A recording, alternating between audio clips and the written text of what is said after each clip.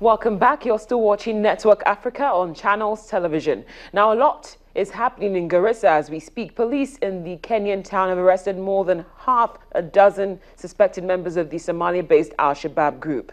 At a press conference, the Regional Police Commissioner, Mahmoud Saleh, also displayed a cache of weapons which was seized in the operation at the end of last week. You will recall that on April the 2nd this year, Kenya suffered another terrible blow by Al-Shabaab. 148 people were killed at a university in Garissa College. Staying with events in Kenya, the trial of 5 terror suspects linked to the attack at Garissa University in April failed to start in a court in Nairobi, which was expected yesterday. We understand that the trial magistrate, that's Daniel Ogembo, adjourned the case because he was engaged elsewhere, and the case will now start on September the 1st. Defense lawyers led by Murethi Mbugwa complained that prosecution has not supplied them with all copies of witnesses to enable them to conduct their defense. The suspects are Mohammed Aidan Surau, Mohammed Abdi Abikar Hassan Aiden Hassan, Sahal Diriye Hussein, and Rashid Charles Mberesero. That's a Tanzanian national, and they are facing the trial, and all the suspects were shortly arrested after that April the 2nd massacre. We go live to Nairobi right now, where the Voice of America's Steve Baragona is standing by. Steve, thank you for joining us on the program. Sure, happy to be. Good evening. I have to ask at this point, do you have any idea what that engagement was that hindered the magistrate from making that much anticipated appearance in court? Yeah, well, according to at least one source, he himself was before another court, the court that vets judges in Kenya on suspicion of corruption. So it remains to be seen what comes out of that trial. But basically, because of that, he was engaged. The prosecution did not get all the material that the defense was expecting it to give, and they put the trial off till September 1st. How do we know for certain that all the materials that would be necessary in terms of documents and probably evidence will be available come September the 1st? Because that's just in a couple of days.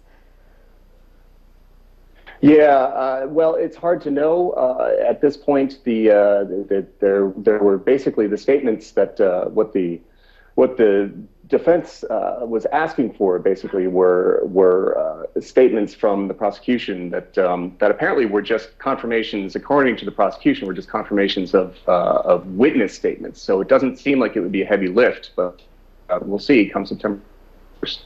Well, Steve, what more can you tell us about the fresh arrests that were made, I believe, today? What do you have more information on that? Well, there were, this is part of an ongoing operation. There have been some arrests over the weekend where police had captured a couple people and had seized some weapons and some ammunition and some explosives. And they're saying that they may have foiled a plot for another attack in Kenya. What does if I let you go, Steve? You know, we do know that what happened on April the 2nd in Garissa is one event that was totally evil and, you know, got a lot of condemnation both in Kenya and outside of Kenya. My question to you is, how do Kenyans feel about this case, especially considering that the men who might be responsible might be facing justice pretty soon? Well, you know, it was interesting to look at the papers this morning. There wasn't a whole lot of coverage on the trial. So, you know, it's hard to know exactly, but there was only one brief blurb in the papers about this delay of the trial. So it wasn't exactly making front page news here. Oh, well, we'll definitely be reaching out to you come September the 1st. Hopefully things go well then. Steve, thank you so much for joining us on Network Africa. Sure thing. Now, since the killing of Cecil the Lion in Zimbabwe, many groups and individuals have taken the issue of illicit poaching more seriously. Take the officials at the Olpejeta Conservancy, for instance. They are doing what they can to save the white rhino species, and in order to do that, they plan to develop a means of artificial reproduction. The chief executive officer of the Conservancy made it very clear that it's a great move, but it's one that does not come cheap. The idea is to try to get the international public behind us to try to save this species. The point being is that, without the money, it's impossible to develop the science that's necessary to create the embryos that will eventually save the. Well, staying with the issue of illicit poaching, in what appears to be an animal revenge for the killing of Cecil, a Zimbabwean tourist guide has been killed by a lion while he was tracking with tourists in Hwange National Park. None of the tourists were injured. This is a peculiar situation because the location was the home of the country's most prized lion, Cecil, who was killed last month.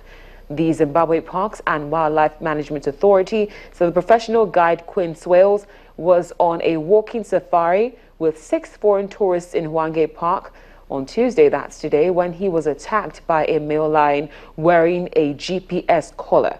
Police are now investigating the case, but it's not clear whether Swales was armed at the time.